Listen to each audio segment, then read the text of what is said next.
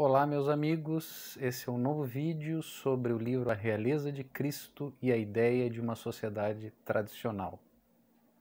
O tema do vídeo de hoje é: por que Cristo é Rei? Bom, essa pergunta poderia ser feita. Por que escrever, por que falar, por que meditar sobre a realeza de Cristo nos dias atuais? Ora, as instituições e as realidades da realeza e de Cristo e da própria cristandade parecem estar no nosso tempo, no mundo moderno contemporâneo, fora de moda. São coisas do passado, são coisas anacrônicas, mas são coisas do passado e anacrônicas, e são coisas aparentemente sem sentido para o discurso dominante, que é o discurso da modernidade liberal, da modernidade laicista, materialista. De modo que a realeza de Cristo, a realidade de Cristo como Rei, é um elemento da nossa fé, é um dogma da nossa fé. Quando o Papa Pio XI, na encíclica Quas Primas, em 1925, ele estabelece a festa litúrgica de Cristo Rei, ele nada mais faz do que reafirmar com uma linguagem clara, de uma maneira sintética, a doutrina perene da Igreja, de que Cristo é Rei. E por que Cristo é Rei? Cristo é Rei porque Cristo é Deus. Cristo é o Filho de Deus, é a segunda pessoa da Santíssima Trindade. Como Deus, ele possui a soberania, a autoridade e o poder sobre toda a criação. Cristo é Rei deste mundo terreno e é Rei do mundo celeste. É o Rei das coisas visíveis e é o Rei das coisas invisíveis.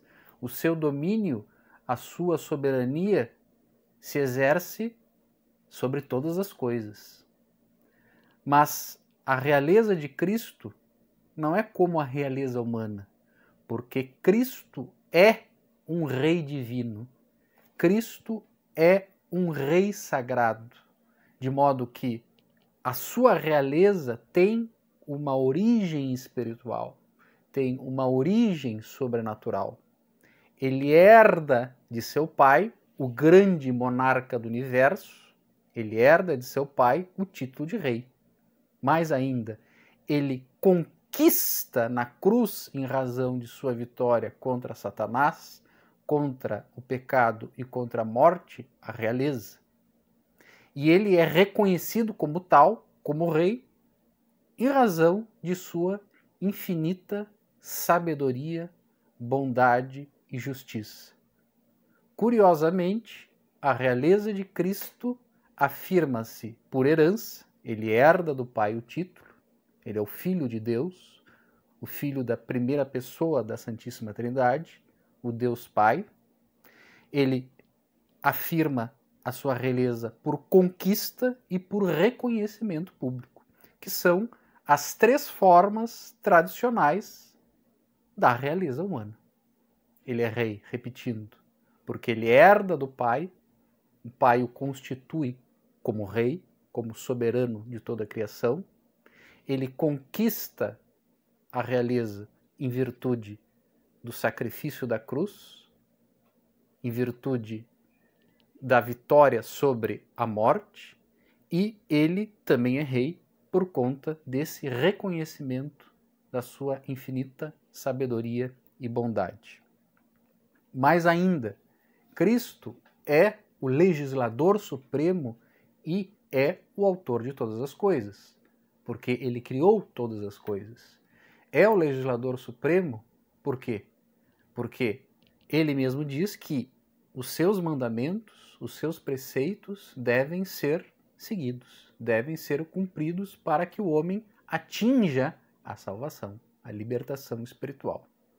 E como criador, é aquele que é o autor de todos os entes, de todos os seres, e que tem, além de o registro, o título e o dom da criação, o aspecto de exercer sobre a criação uma autoridade, um poder, de modo que Cristo Rei, de algum modo, dirige internamente todas as coisas, no mundo terreno e no mundo celeste, as coisas visíveis e as coisas invisíveis. Cristo, então, dirige e rege a ordem cósmica, a ordem universal. Cristo é o reitor da realidade universal. Cristo é o eixo da ordem universal.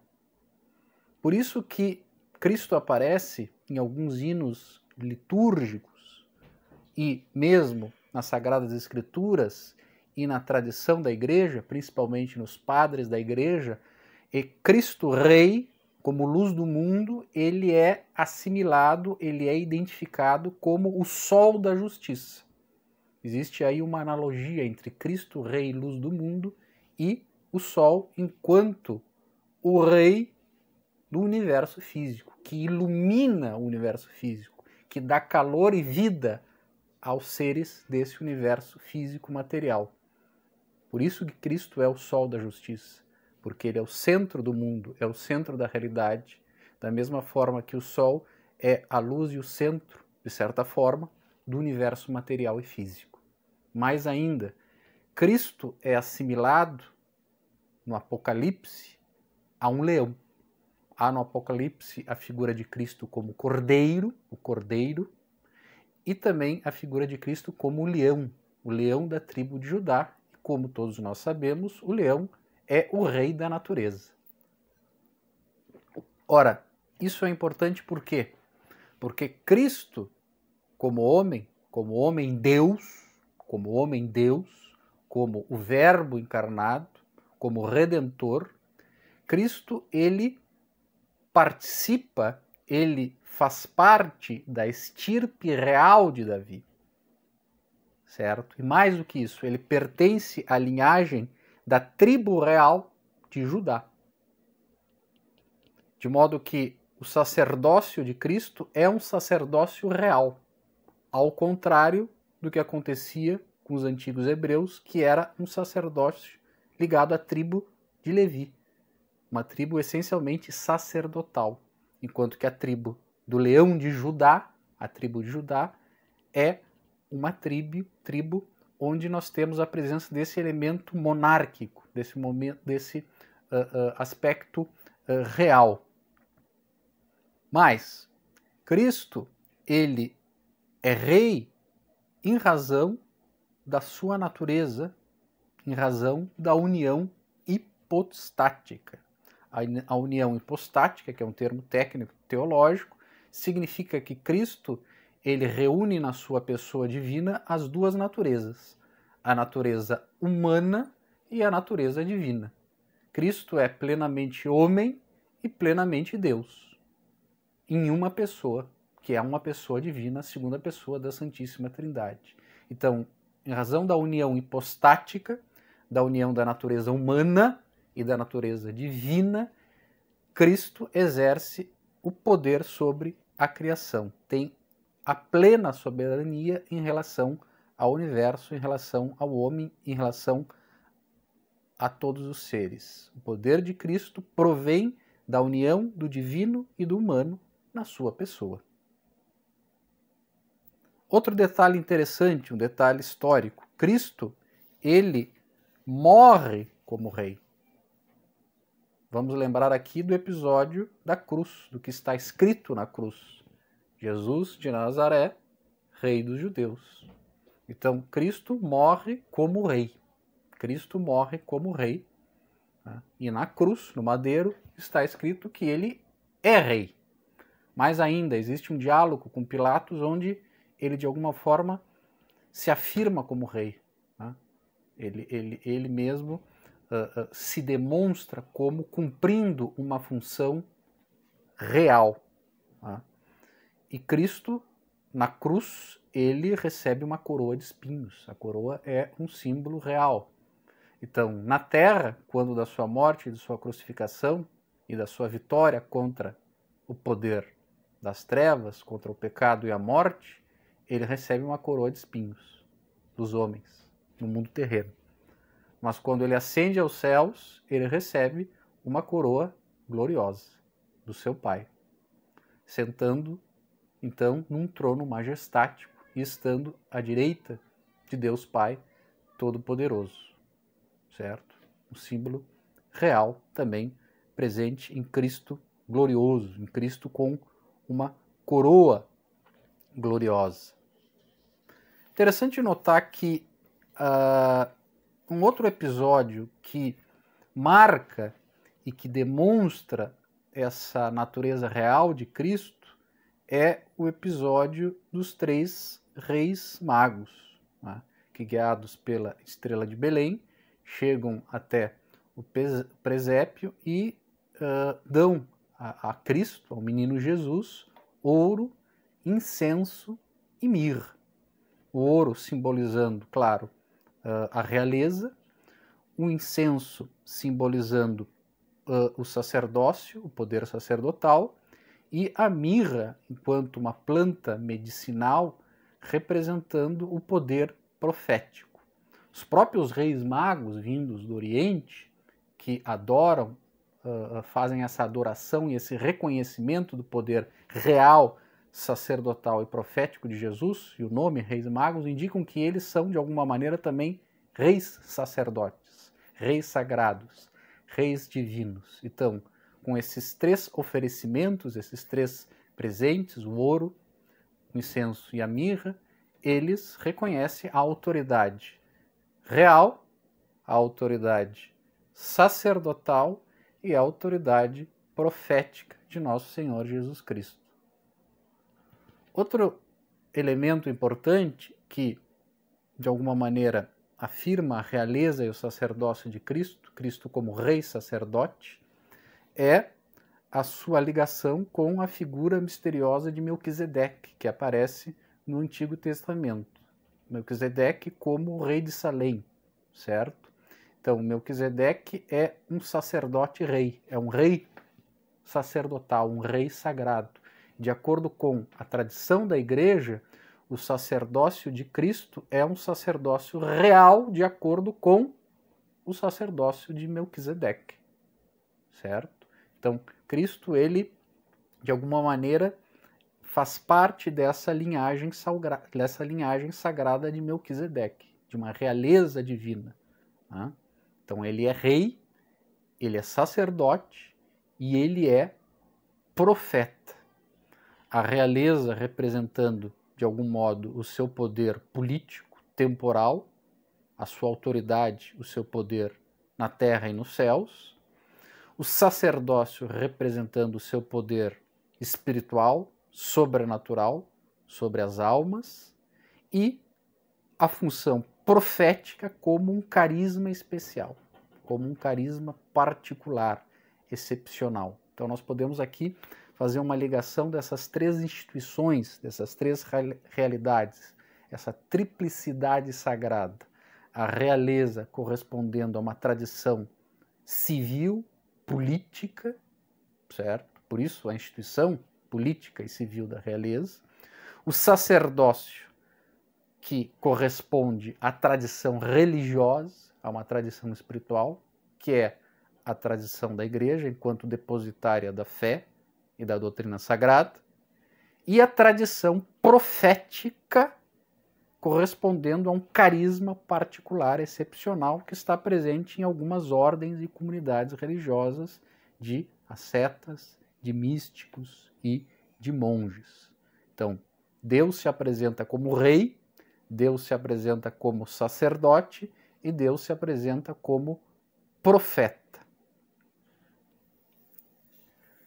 Outro dado importante é que, de acordo com o catecismo da Igreja Católica, os cristãos batizados formam um sacerdócio régio, um sacerdócio santo, certo? Então, a comunidade cristã enquanto parte do corpo místico de Cristo, a Igreja forma um sacerdócio régio e até certo ponto, participa da missão de Cristo, como rei, como sacerdote e como profeta. Cristo, a doutrina da realeza espiritual e da realeza social de Cristo, ela relaciona-se ainda com o culto, com a adoração, com a devoção ao Sagrado Coração de Jesus, que é uma devoção muito antiga, que vem desde a Idade Média, mas que ganha força no século XVII com as aparições de Nosso Senhor Jesus Cristo a Santa Margarida Maria de Alacoque. Por que desta conexão entre a realeza de Cristo e a devoção ao coração de Jesus? É interessante que na ladainha do Sagrado Coração de Jesus nós dizemos: coração de Jesus, rei e centro de todos os corações. Então, o coração de Jesus é o rei e o centro do nosso ser, da nossa personalidade, da nossa individualidade, e o coração de Jesus é o centro do mundo, é o coração do mundo, de modo que é a partir desse coração, né, desse coração que é fortalecido, que é vivificado pela fé, pelos sacramentos, pela participação na divina liturgia, que floresce, que se desenvolve em nós, por meio da graça santificante, um homem novo, um homem espiritualizado, um homem que é, de fato, filho de Deus. A devoção ao Sagrado Coração de Jesus e a devoção ao Cristo Rei estão indissoluvelmente unidas. Dessa união, conforme afirma o teólogo espanhol Ramón Orlandís, surgem duas fórmulas já usuais: pela devoção ao coração de Jesus, ao reinado social de Cristo, e aquela outra em que parece já identificar-se as duas devoções, o reinado do coração de Jesus. Mas, um outro detalhe: se existe uma relação entre a realeza de Cristo, a devoção ao coração sagrado de Jesus, existe evidentemente uma ligação entre a realeza de Cristo, a devoção ao coração de Jesus e a devoção ao Imaculado Coração de Maria, que se afirma essa devoção a partir das aparições de Nossa Senhora em Fátima, Portugal. Nossa Senhora que é a rainha dos céus, e que intercede por nós junto ao Rei Celeste, que é Nosso Senhor Jesus Cristo. Aqui, novamente, dois símbolos reais: a rainha, Nossa Senhora, Mãe de Deus, e o Rei Jesus.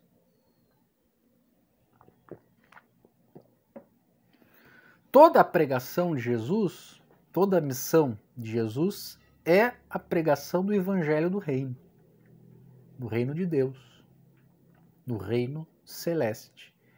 Reino esse que é, claro, eminentemente espiritual, que é primordialmente sobrenatural, mas que é conquistado nessa vida, que começa a ser conquistado nessa vida.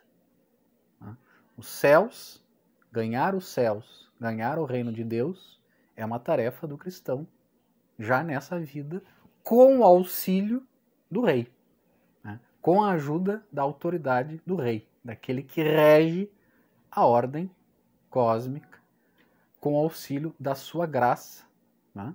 Com o auxílio da sua força, do seu influxo espiritual, porque Cristo é também a cabeça da humanidade, é a cabeça do corpo místico, que comanda e dirige a igreja e que comanda e dirige a realidade.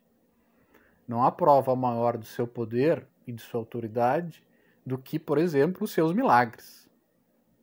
Não há prova maior do seu poder e de sua autoridade do que sua capacidade de salvar os homens, de redimir a criação. Cristo, em sua figura real e sacerdotal, como rei, sacerdote e profeta, ele, conforme os padres da igreja, ele recapitula toda a criação. Ele é a síntese perfeita do universo. De modo que todas as coisas têm origem nele, todas as coisas têm como fim ele. Porque ele é o centro da realidade, comandando as coisas visíveis e as coisas invisíveis. Essa missão espiritual e terrena de Cristo, assim como a sua luta heróica contra as forças das trevas demoníacas, ficam patentes em uma bela passagem de São Paulo, numa epístola de São Paulo, onde o apóstolo enuncia com grande beleza e densidade espiritual os títulos que fazem de Cristo o Rei de todos os reis. Eu tomo a liberdade de ler aqui essa passagem. São Paulo diz, nessa epístola, Deus, ele, Cristo, ele é a imagem do Deus invisível, o primogênito de toda a criatura. Ou seja, o verbo criador é o princípio, o primeiro, o que tem primazia. É o princípio de onde todas as coisas se originam. Porque nele foram criadas todas as coisas nos céus e na terra. As visíveis e as invisíveis. Estes títulos pertencem a Cristo como Deus, imagem perfeita do Pai, causa exemplar de todas as criaturas terrestres e celestes e também como Criador, juntamente com o Pai e o Espírito Santo, de tudo quanto existe, de modo que nada existe sem ele, mas tudo foi criado por ele e para ele, e todas as coisas subsistem por ele.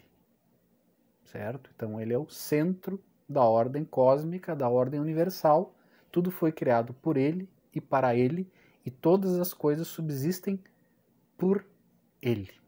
Isso é realmente bastante significativo. Mas Cristo, então, é aquele que nos cria, que nos redime e que nos vivifica pela sua graça e que nos alimenta com a sua carne e com o seu sangue, governando-nos com o seu amor e, através do amor, atrai a nós para ele, para si. Certo? Então, Cristo é o protótipo, é o modelo e ele é, na realidade, um rei divino, um rei sagrado e é um rei guerreiro, porque o combate da cruz é o combate supremo contra as forças demoníacas, contra as forças luciferinas. E ele vence esse combate, destronando Satanás e resgatando as almas dos infernos, do Hades, daquilo que é inferior. Então, Cristo resgata as almas e as eleva para o céu, para o mundo celeste, para o mundo divino. De maneira que o mistério da encarnação de Cristo e o mistério da redenção e da cruz simbolizam e afirmam a realeza e o sacerdócio de Cristo. Cristo é ele mesmo o sacerdote que se oferece, um sacrifício perfeito para Deus Pai, a fim de que com seu sangue precioso nos resgate, nos redima, certo? Bom, então, como fechamento, eu gostaria ainda de colocar que se é verdade que o reino de Deus, o reino de Cristo, ele é um reino espiritual, nós não podemos também deixar de lado esse aspecto terreno, temporal e político do reino de Deus. Por quê? Porque esse reino dos céus, ele começa a ser criado, entre aspas, aqui e agora. Ele começa a ser conquistado, os céus começam a ser conquistado, a vida divina, a vida celeste pelo cristão na terra. E ele floresce de uma maneira integral, de uma maneira plena nos céus. Então, não há como desconectar a missão do cristão como rei, como sacerdote, como profeta, imitando o Mestre Nosso Senhor, digamos assim, dessa tarefa de recristianizar e reordenar o mundo. Perfeito? Então, por hoje era isso e até o próximo vídeo.